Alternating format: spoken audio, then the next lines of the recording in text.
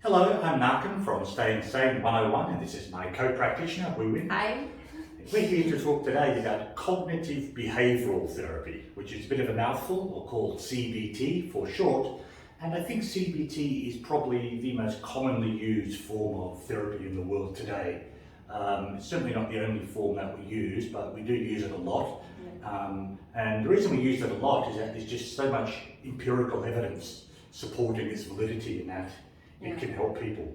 Cognitive behavioural therapy, as the name suggests, draws from two schools of psychology: cognitive psychology, which is basically our thoughts, and behavioural psychology, which is essentially the way we behave based on what we have learned at different parts of our life.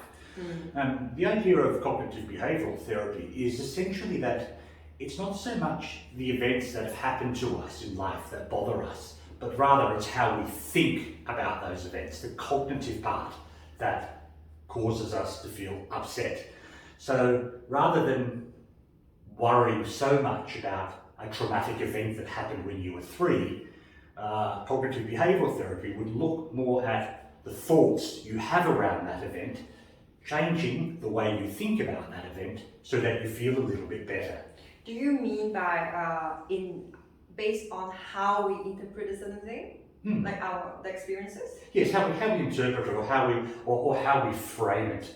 So sometimes, if you give an example, it's quite a common example. You see a child who has come from a family where the parents have divorced, right? And the child may only have been 8 or 9 years old when this happens, and that's obviously a very traumatic event for the child. But the child often thinks that they caused it. Yeah. They blame themselves. If I wasn't such a bad kid, if I wasn't so naughty, if I didn't do this at school, if I didn't cost my parents money and all these kinds of things, there wouldn't have been so much pressure on it. Yeah. Whereas there's a thought there that is dysfunctional. And the dysfunctional thought here is the idea that the child caused the parents to divorce. Now with that child as an adult, come to a CBT practitioner, I'm going to have a look at that thought and see, is that really true when you look at it now, when you look at it from different perspectives now, and basically look at that whole event through adult eyes, look at that event through different eyes and from different perspectives and different perceptions. Yeah. And then you realise, in this instance, actually, I didn't cause my parents to split. They were fighting and not getting along for all sorts of other reasons. And that was actually a better way because they're actually both happier now. Right, Things like that, right? Yeah, that's a good analogy. I often use to talk about CBT sometimes is, so imagine that a pair of twins walking along the beach, right? Right. And a great big furry dog run towards them. One of the twins said, "Oh yay, it's so fun!" And another was, "It's a dog, it's so big, it's so scary." So it's two different interpretations of a same event. So it's a good, That's you put it in a good way. So basically viewing the same event with different perspectives. So we try to, in CBT we talk about reframing, restructuring the way of thinking so that it's more functional instead of dysfunctional. Yeah, and I like to think of the word functional and dysfunctional are the technically correct terms. I like to ask, are these beliefs helping you or serving you, or are they not? And that's a little bit easier to understand than whether they're functional or dysfunctional. Yeah. I kind of look at them that way. Yeah. Another way to understand it is to realise that it's not only negative thoughts or negative feelings that are driven by our cognitive processes, but also our positive ones. Oh, what do you mean by I like to use the example like a maths test. Okay. So I go to school and I do a maths test. I was never very good at maths. I'm still not. You do a maths test and you pass the maths test. Okay. So you're happy. Now, when we normally talk about it, we say, "Hey, I'm really happy because I passed the maths test." But cognitive psychology says that's not really why you're happy. That in between the maths test here and passing the maths test are thoughts. And these thoughts are things like, "I'm bad at maths," "I'm too stupid to learn this," "I'm not good enough," "I'm too lazy to study." And when I pass the test, I'm not so much happy that I passed the test. I'm actually happy because I proved to myself that I'm not too stupid, I am good enough, Right. I am hardworking enough and not lazy. So actually even the positive thing is coming from disproving these dysfunctional beliefs. Now, if I did the same maths test and failed it, I would of course reinforce those negative beliefs about myself, that I am not good enough, that I am bad at maths, that I am too lazy. Right, so in a sense, the thinking, the cognitive part, triggers all of our emotions, not just the negative ones. Right, that's a very good way to put that, yes. So you mentioned a lot about the negative beliefs of ourselves. The term that we use in CBT is core beliefs, like how we see ourselves. For example, if I view myself as one very common one, I'm not good enough. If I accidentally sent an email without an attachment to my big boss, I will beat myself up because I believe that I had a mistake at work.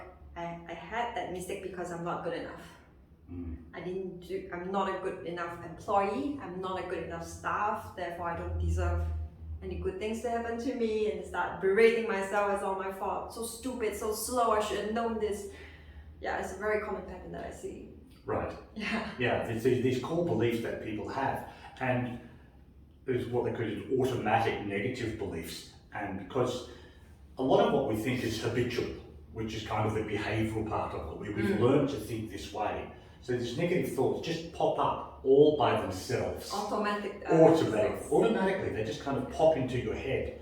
And if they pop into our head enough, we start to believe them. And they're only beliefs, so the belief that I'm not good enough, that is a belief, that is not a fact. But if we treat it as a fact, or if we've believed it for long enough, we treat it as a fact. Yeah. And that's when the problems start. Yeah. So in sessions, what I try to do is to help them to move towards, to slowly break away to that negative, unhelpful way of seeing themselves, to being the person they want to be, so that those past experiences, those past interpretation of events don't make them stuck in this present self that they don't like. So to break away and shelling themselves to slowly to be that person they want to be. I love the phrase you've used there, unshelling. That's exactly right. So these negative thoughts are inherently self-limiting. So I like to do like unshelling, it's just unshackling. So once you're free of these beliefs, you can send the email to the boss without the attachment, and then you can just say, oh, oops, I forgot the attachment, resend it, and get on with your day, and bypass the whole beating up of the self. Yeah. Right? And you're just going to have a much better day when you're thinking like that. Yeah. And we all have them to a degree. I often sit in sessions with clients and I think to myself, I'm not helping this person. Right? Then I catch myself, oh, but there's a negative automatic thought. So no one is immune to it, but I catch myself doing it, and that's the skill.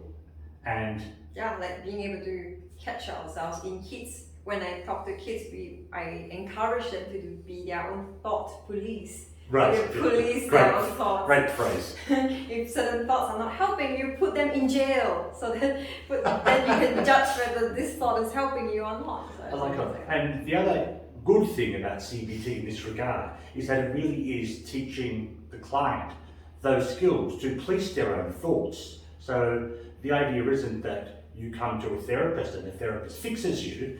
You come to a therapist and the therapist gives you the tools to manage your own life. Then you go away and say bye-bye, hopefully never see us again. Yes, right? Yes. So, the idea of CBT is to turn everyone into their own CBT therapist. Yeah, absolutely, that way. And so if you're struggling with low self-esteem, trauma, depression, anxiety, grief, any of these kinds of things, it's worth having a look at cognitive behavioural therapy. Yeah. Give us a call, seek help. Do not continue to suffer because that's silly. Thank you. Thank you.